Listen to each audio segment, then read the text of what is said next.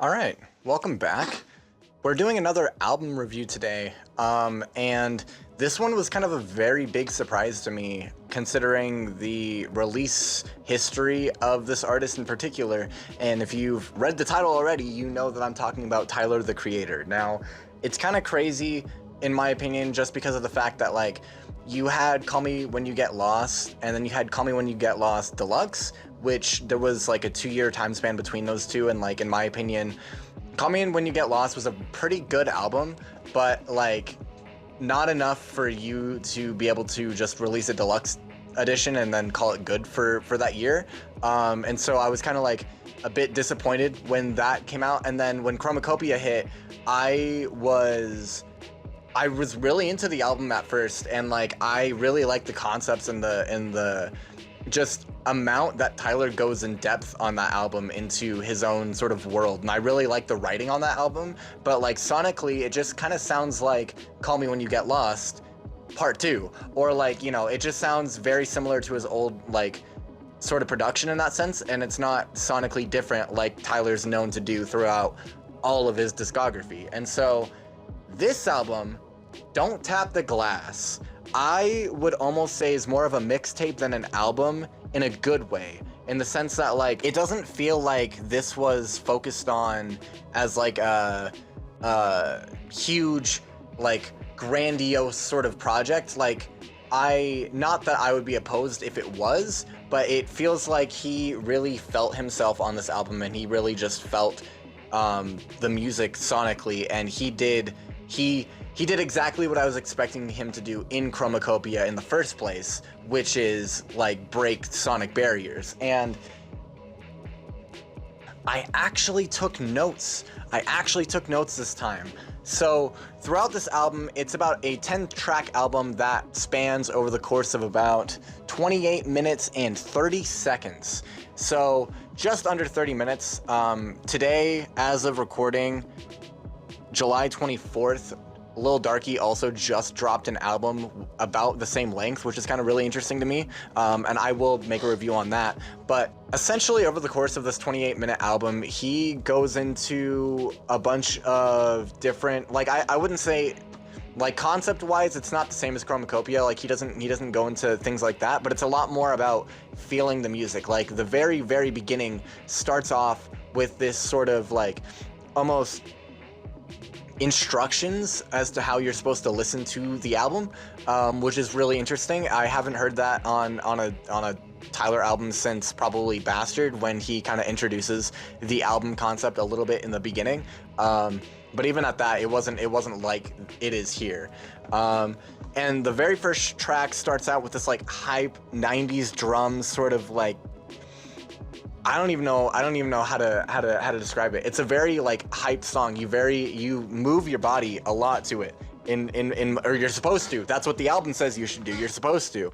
And like it has this really nice catchy synth line that I love. It's like it's like this like higher pitched sort of line, and like I don't know, it feels like a song that you could listen to while speedrunning, or like while driving in like Need for Speed. Like, I don't know, it feels very like bad bitch vibes, you know what I mean? Like, it gives very bad bitch vibes. I would say a lot of this album is like a clash of his previous sounds, in the sense that like it's not like Chromacopia in the sense that it's just this is this sound and whatever. It's like he's merging elements from each of these projects. So like in the very first song, it reminds me of like Igor x Call Me When You Get Lost x Goblin with like the grit.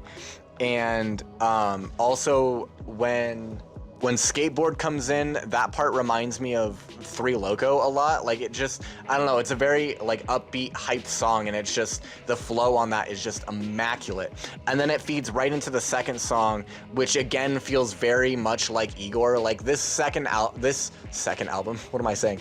This project feels like a second Igor album, almost, in a sense. Like, it's a lot more gritty, and there's a lot more like 90s R&B feel, I feel like, and there's also some Flower Boy elements, but like overall it feels like Igor Part 2, in my opinion. The layers are phenomenal on the second track. It reminds me of I Think off of Igor, It just the way the poppy vibe and everything is just like sugar on my tongue. Da da da da da da da, sugar on my tongue. Like I don't know, it's just very like upbeat feeling, and it feels so like it's so catchy, and then that goes right into the third song, and this feels like if you guys saw back when GMX released by back when GNX released by Kendrick, if you guys saw, Tyler dropped a video to a beat off of that album, and it was called "I'm That Guy," and it goes fucking hard. It goes fucking. And this song feels like sort of like more poppy feel good take on the "I'm That Guy" sort of thing, which is really weird. It reminds me a lot of Darky's album that I reviewed, Yang. It reminds me of the sort of funk feel that you have on that with the vocals and everything. Like it's very much in the same sort of vibe. So I don't know. That's really interesting to me. That Tyler kind of brought back this like funk sort of vibe, and then also just again the vocal mixing just sounds a lot like Darky's newer work. So that's really interesting to me. And then we go straight into number 4, and number 4, Momentum, is one of my favorite tracks off of this. It's really short, and in my opinion it needs drums. Like, I really like the song, and I know it's supposed to be a bridge into the second song that comes right after it, but it needs, like, imagine it sounded like this. I know I can't play very much of that, but like you get what I'm saying, right? Like it just feels like it needs some more oomph in it. Like it's just it's so good. And then it goes right into the fifth song that connects to it, and this just fucking so reminds me of Igor with the synths. The intensity of the vocals kind of reminds me of the feeling he had in Call Me When You Get Lost.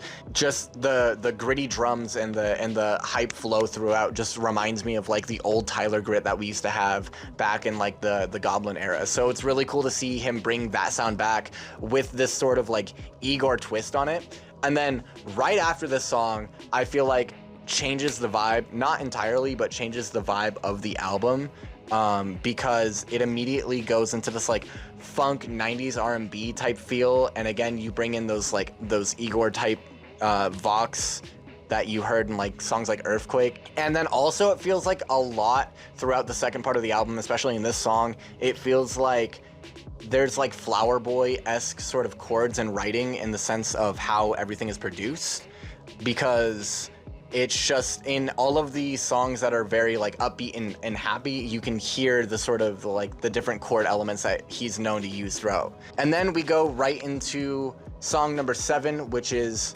the title of the album, Slash Tweaking. And I love this song. Because it has like it's one of those collab songs that you see in every Tyler album where it has, you know, the slashes, so it's 2 songs in one.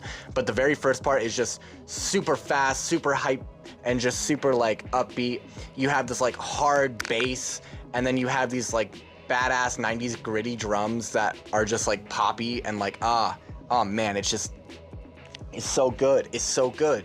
And then it immediately slows down to halftime into this like really cool like Igor synth filled drill 90s style sort of thing. Like I don't know, it's really fucking cool. I really like the dark atmospheric sort of vibes he brings from Goblin, brings from his like past onto this album. That shit is so cool. And then we start finishing off the album at song number 8, which kind of goes back into the 90s R&B feel good vibe with the Igor vocals and the production of like Flower Boy. So like you have like these vocals that sound just like he did on Igor with the sort of synths and the melodies you would hear from Flower Boy, which is really interesting. And that feeds right into track number 9, which is like this lo-fi track, which I never thought I'd hear Tyler do a lo-fi track, but like it feels so like it's mainly an instrumental track with a chorus, but it is so pretty, and like it has these awesome layered synths once again. I just feel like it could definitely use some sort of vocals over it, so I almost wonder if it was unfinished and he ended up putting it on the album just like he does like Domo. I want to say the song's called Domo 23, or like the other instrumental tracks he's put on his previous albums. And then it ends off going right back into like the Goblin / Igor production with a happy feel and like Flower Boy type chords, voice cracked, and it's just, I don't know, it ends off really pretty. The last song feels like it completes the entire album, and it just overall feels like this like 90s R&B clashed with like Igor, Flower Boy, Goblin, and like all of the elements we've seen Tyler incarnate in the past. Like it's really cool to see. This is what I expected on Chromacopia sound-wise, like sonically. It's definitely not like, I'll agree with Anthony Fantano in saying it's not his best album per se, but I would almost go to argue that it's almost close to one of his best albums. I would personally rate it like a 9.5 out of 10, just for me personally, because I don't know. If you listen to this entire album with headphones while you're fucking dancing around in your room, like that is the environment, that is the shit to listen to this in, because it is so like, I don't know, upbeat and just so fucking, it's so different. It's different than anything that I've heard. Not in the sense of like sonically, obviously it shares characteristics with Flower Boy and Igor and everything that I've said in the past, but like as a means of being different from what he's released in the past several years, I would say this is drastically different. So if you like what you saw, feel free to smash that like button.